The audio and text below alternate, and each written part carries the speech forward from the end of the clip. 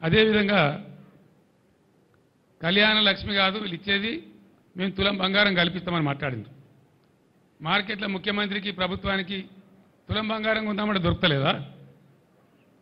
ఎందుకు ఇస్తలేరు నాకు అర్థం కాదు. నిన్న 3వ తారీఖు 4వ తారీఖు 5వ తారీఖు విపరీతమైన పెళ్లిలైనవి. వాళ్ళందరూ ఆశపడ్డారు మాకు వస్తుందేమో తులం బంగారం అని. మీకు ఓటు కూడా వేసిండ్రు, అందుకే మీ గవర్నమెంట్ వచ్చింది. మీకు తులం బంగారం దొరకలేదా? దీని సంగతి ఏంది? ఇది కూడా మిమ్మల్ని తరుముతారు ప్రజలు. ఇది కూడా మీ రెఫరెండం కిందకే వస్తుంది. తులం బంగారం రాని వాళ్ళందరూ కాంగ్రెస్ పార్టీ కర్రు కాల్చి వాత పెట్టాలి, గ్యారంటీ. ఇక వృద్ధాప్య పెన్షన్ల స్టోరీ ఏందండి?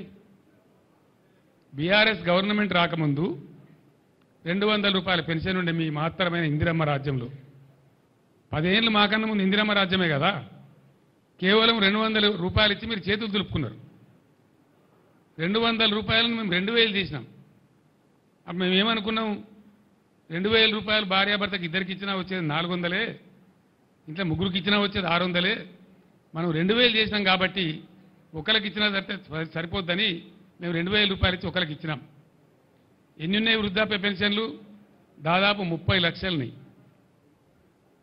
30 లక్షల పెన్షన్లు ఉన్నాయి. మీరేం మాట ఇచ్చిండ్రు? మేము 2000 పెన్షన్ ఇస్తే మీరు 4000 రూపాయలు ఇస్తామని మాట్లాడిండ్రు. అంటే ఇంట్లో ఇద్దరికి ఇస్తామని చెప్పిండ్రు. ముసలమ్మ ముసలో ఉంటే వృద్ధులైతే ఇద్దరికి ఇస్తామని చెప్పిండ్రు. వాళ్ళు 30 లక్షల మంది ఉన్నారు ఇప్పుడు.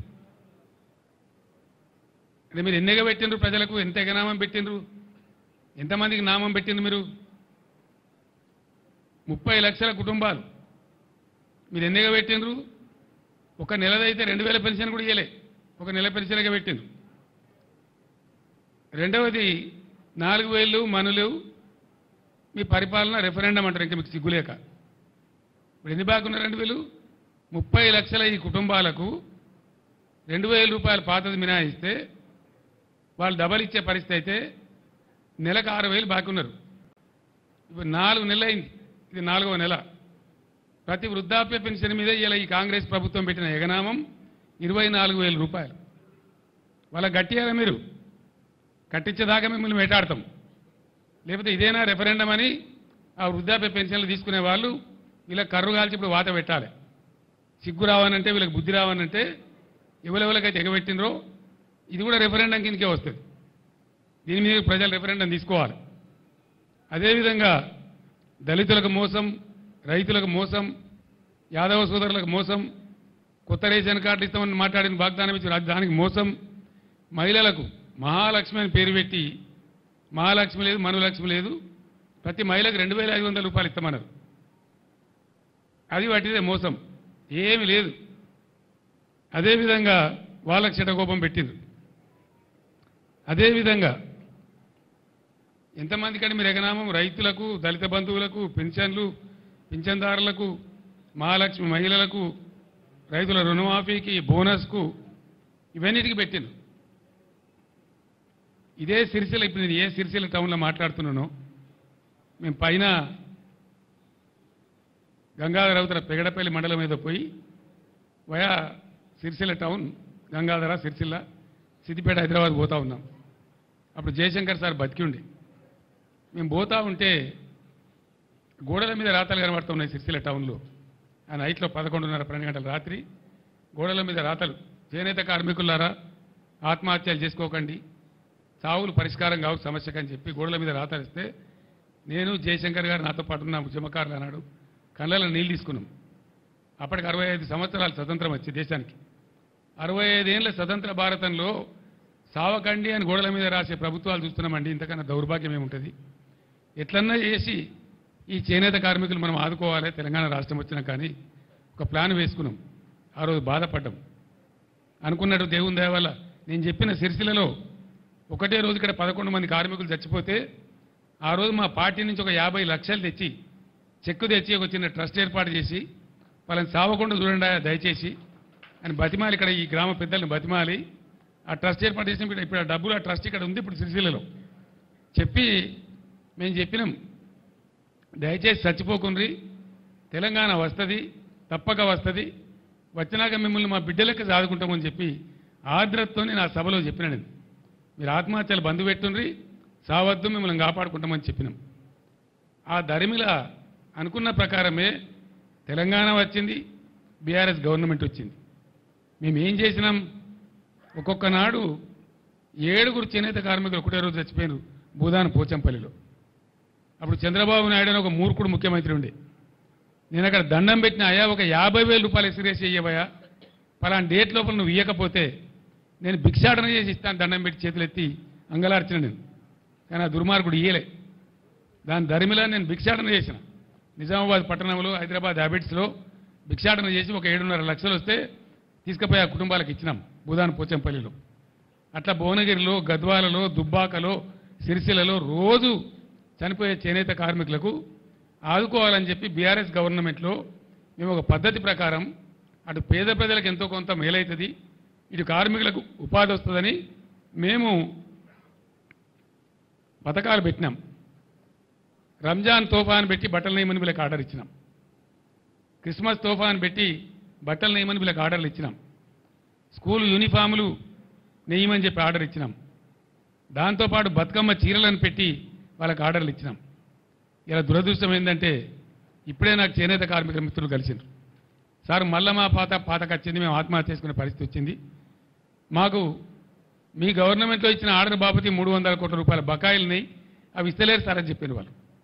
మీరు రాండి, హైకోర్టులో కేసు ఇద్దాం, గుంజుదాం వీళ్ళని గదాలకు, మీరు రెఫరెండం అంటారు, వీళ్ళ రెఫరెండం సంగతి ఏందో చూద్దామని చెప్పి రమ్మని చెప్పినాం.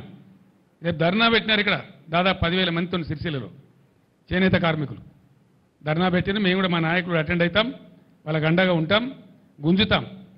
ఇంకా దరిద్రం ఏంటంటే బ్రాహ్మణ పరిషత్ మేము నిధులు ఇచ్చుకుంటూ పోయినాం.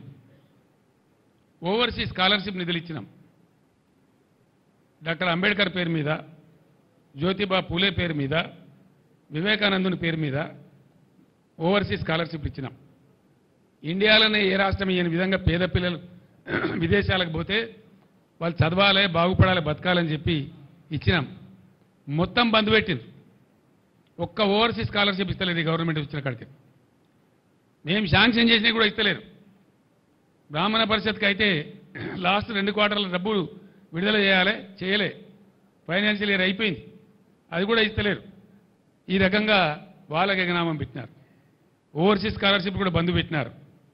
చేనేత మిత్ర పథకాన్ని బంద్ పెట్టినారు. అనేక స్కీములు చేనేత కార్మికులకు ఉన్నాయి కూడా బంద్ పెట్టినారు. అంటే వాళ్ళు సావన్నా ఎక్కడికి పోవాలి? ఎంతో బ్రహ్మాండంగా జరిగేటువంటి కాడ చివరికి బడి పిల్లలకు బ్రేక్ఫాస్ట్ పెట్టినాం మేము. ఎన్నో మంది, లక్షలాది మంది పిల్లలు పాపం పేదవాళ్ళు ఉన్నారు, బ్రేక్ఫాస్ట్ పెట్టమని చెప్పినాం. దాని ఇంటర్మీడియట్ కాలేజీలో కూడా వర్తిస్తామని చెప్పినాం. ఆ బ్రేక్ఫాస్ట్ కూడా బంద్ పెట్టారు. చిన్న పిల్లలకు బల్ల పెట్టిన బ్రేక్ఫాస్ట్ బంద్ చేయడం రెఫరెండమా? ముఖ్యమంత్రి గారు గదెందుకు బంద్ చేసినావు? ఇంకా పోరగాలను నోరెందుకు కొట్టినావు నాకు అర్థం కాదు. ఓవర్సీస్ స్కాలర్షిప్ బంద్ పెడతావు, బ్రాహ్మణ పరిషత్ నిధులు బంద్ పెడతావు, చేనేత కార్మికులకు బంద్ పెడతావు, చివరికి బ్రేక్ఫాస్ట్ కూడా బంద్ పెడతావు. మరి ఏం నడుపుతున్నారు మీరు నాకు అర్థం కాదు. ఎవరికి ఇస్తున్నారు డబ్బులు? ఏం చేస్తున్నారు? ఏం జరుగుతూ ఉంది? ఇంకా దీని మీదికెళ్ళి కథ ఏంటంటే రైతు బంధు అడిగితే ఒక మంత్రి ఏమో చెప్పుతోని కొట్టున్నట్టు. చెప్పుతోని కొడతారా? నేను ఇదివరకే చెప్పిన రైతులకు కూడా చెప్పులు ఉంటాయి, బందోబస్తు ఉంటాయి. తిక్క ఉట్టుకొచ్చినాడు వాళ్ళు మరైతే మీ గతి ఏమవుతుందో ఆలోచించుకోండి అని చెప్పిన నేను. సిరిసిల్లలో కార్మికులు చచ్చిపోయే పరిస్థితి ఉందా? ఆత్మహత్యలు మళ్ళీ మొదలయ్యేటట్టునేని అడిగితే ఇంకో కాంగ్రెస్ వాడు అంటాడు, ఏం పోయింది వాళ్ళ నిరోధులు అమ్ముకొని బతుకమన్నది, పాపడాలు అమ్ముకొని బతుకమన్నది అంటాడు. నిరోధులు అమ్ముకొని బతకన్నారా? కుక్కల కొడుకులారా మీరు? మనుషులా మీరు? లక్షలాదిగా ఉండేటువంటి చేనేత కార్మికుల మనోభావాలు దెబ్బతీస్తారా మీరు? మీరు ఇస్తే ఇచ్చిండ్రు, పీక్తే బీకిండ్రు, ఇవ్వకపోతే శాత కాకపోతే ఇవ్వకుండా. కానీ నిరోధులు అమ్ముకొని బతుకుండ్రి, పాపడాలు అమ్ముకొని బతుకున్నట్టు వాళ్ళు మనుషులా కనబడతలేరా? గర్జిస్తారు బిడ్డ, చేనేత కార్మికులే ఇలా పులులే గర్జిస్తారు, మిమ్మల్ని తరిమి కొడతారు, జాగ్రత్త అని చెప్పి నేను హెచ్చరిస్తా ఉన్నా. వెంటనే బతుకమ్మ చీరలే కానీ, మరో చీరలే కానీ, స్కూల్ యూనిఫామ్లే కానీ అవన్నీ కూడా బకాయిలు ఇమీడియట్ విడుదల చేయండి. నేను చేనేత కార్మికులు చెప్పిన అవసరమైతే మా పార్టీ నుంచి డబ్బులు ఇస్తాం, వకీళ్ళ ఫీజులు, మీరు భయపడేదేం లేదు.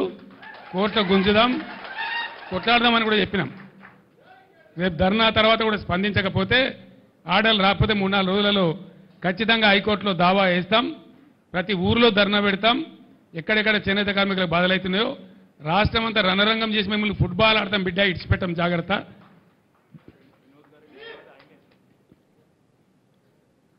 ఆ వినోదే పెద్ద అడ్వకేట్, ఈయననే కేసు వేయాలి. మీరే వేయండి కేసు దయచేసి.